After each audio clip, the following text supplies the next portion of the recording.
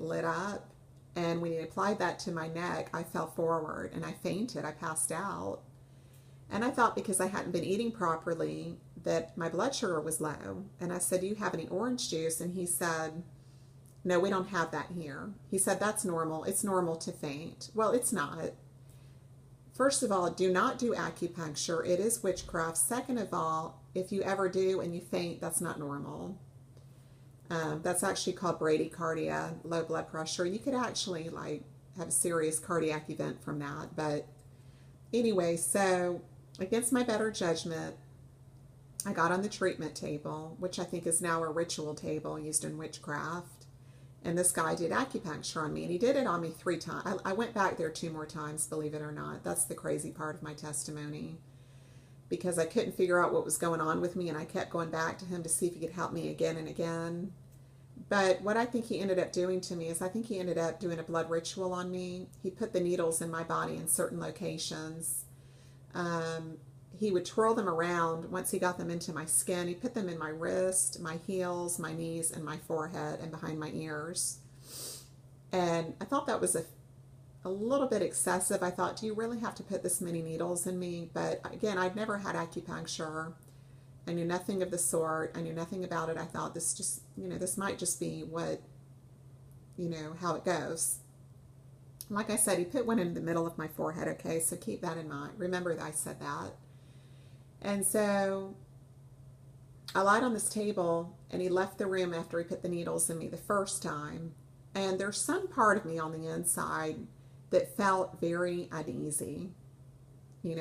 Felt very like, why do I feel like I need to leave? But I kept telling myself, my mind would override it and say, well, you know what, you're okay. You're not in any harm. You're the guy's just a little weird, but don't worry about it. You'll be out of here soon and you'll feel better.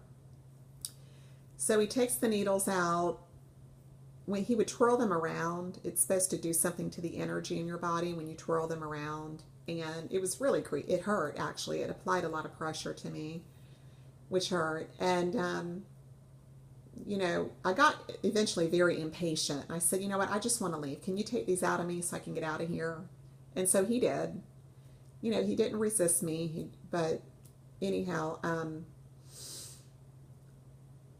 then he said something to me the first time I went to him about how I was a fire sign. So I guess he's into signs like fire, water, wind, or air or something. I don't know, but I consider that to be witchcraft. At the time, though, I thought it was some Asian, mystical something he believed in, and I thought, okay, whatever, dude, let me just pay you and get out of here. So I gave the guy $100, which was a complete waste of my money.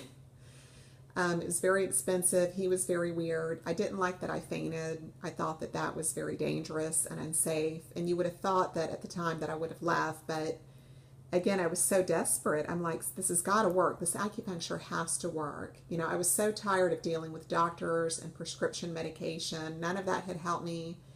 The so-called group therapy at the drug alcohol place facility was a joke. It only made it worse, because you're in there with a bunch of catty women, like yelling and screaming at each other. It was just really uncouth and unprofessional. So I just decided doing something alternative would be finally, maybe give me some breakthrough. Well, when I got home the first time, I had a burst of energy. I mean, I went from being really depressed to having like a ton of energy. I mean, I felt like I was on drugs again, but like cocaine or something. About 30 minutes after the treatment, like I said, I was very morose. And then all of a sudden I had this burst of energy, and I took my mother's broomstick and I was cleaning her ceiling. Like I was sweeping the ceiling. I mean, that's how high I was. And I started thinking, wow, this acupuncture stuff, this really, really works. This is good stuff. Even though that guy was really weird and I fainted, this stuff is amazing. I'm going to go back and get more. And I felt like myself again. I had energy. I think I was even able to eat something, and I hadn't been eating right. And I was on Facebook talking to friends I hadn't talked to in a while and laughing again. And I thought, wow, I knew that was a good idea. I knew it was a good idea to go get acupuncture. Well, boy, was I wrong. about 2 or 3 hours after the effects were off, because they did wear off, I started to feel really morose again.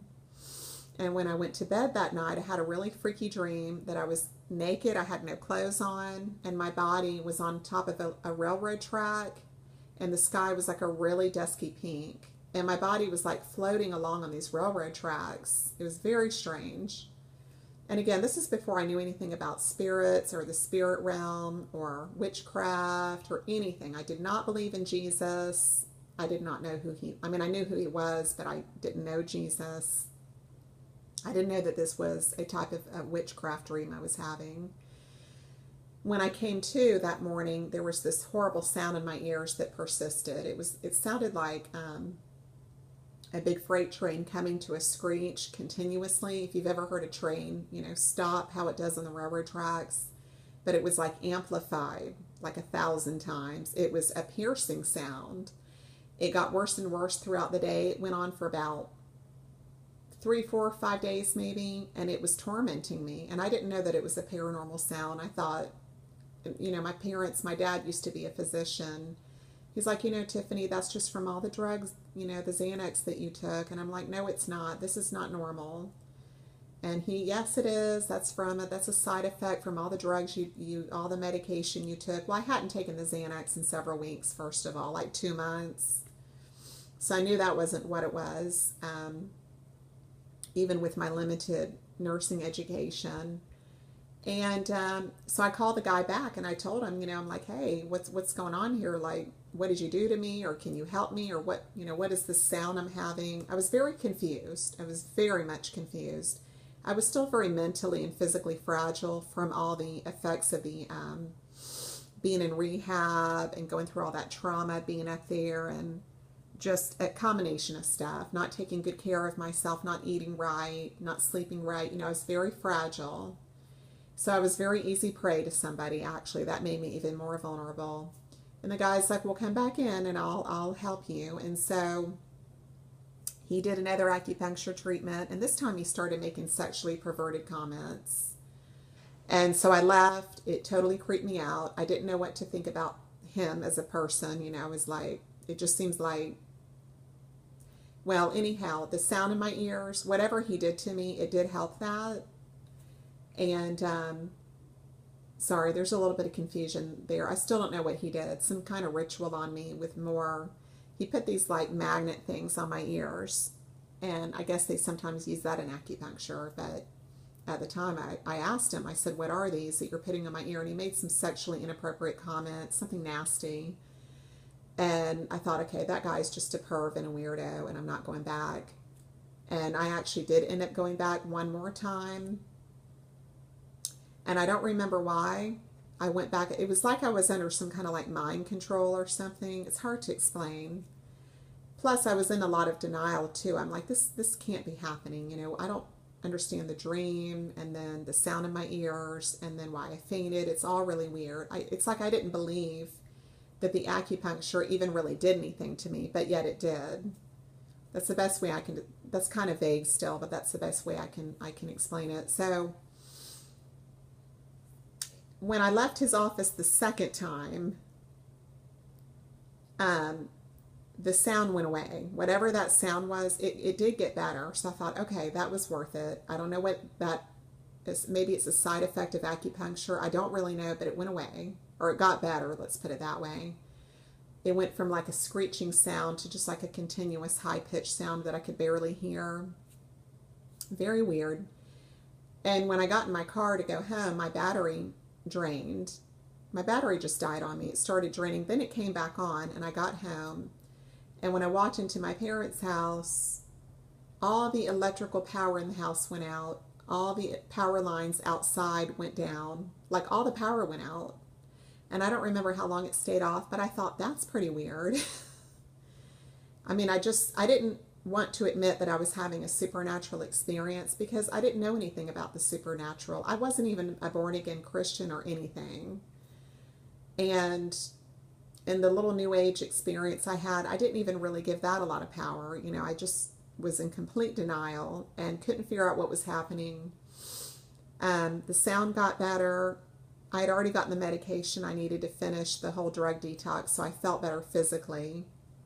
I was able to sleep good at night again. Well, that was just the beginning of my nightmare.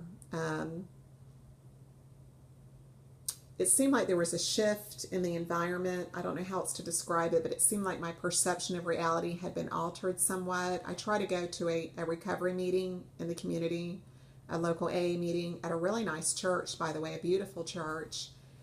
And the group leader of the AA meeting was making jokes about, I'm not even going to repeat what he said because it's disgusting, but before I was saved, before I knew Jesus, I left the room because of it. He was making jokes about, sexually inappropriate jokes about the Lord, and just saying really weird, blasphemous stuff like, ew, this is weird.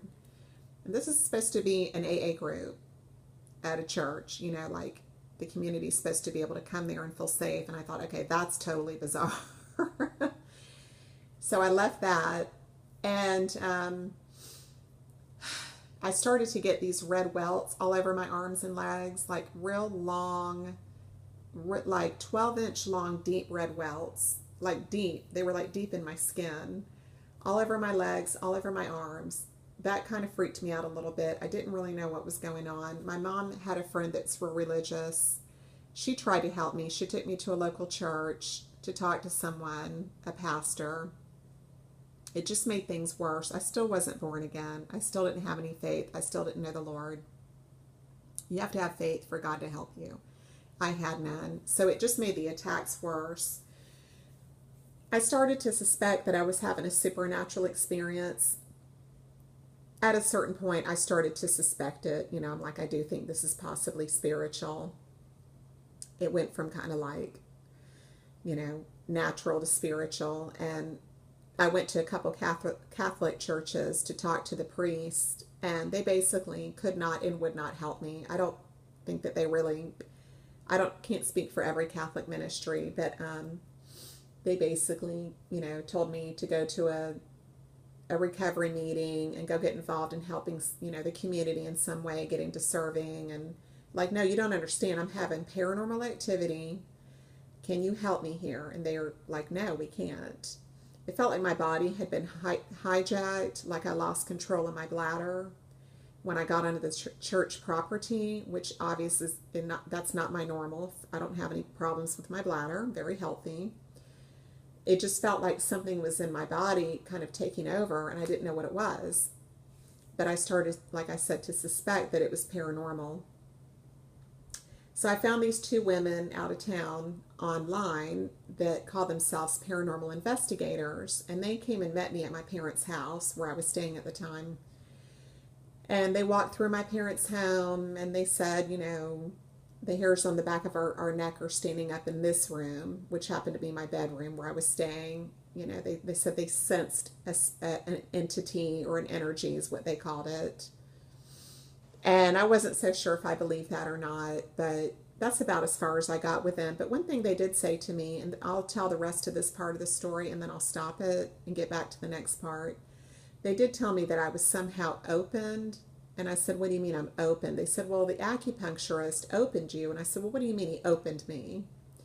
And they said, well, he gave you the ability to interact, I guess, with the spirit realm and to perceive energy. And they said, you know, that's a blessing. That's a gift. You know, you should embrace that. And I'm like, no, this is not normal. This is not...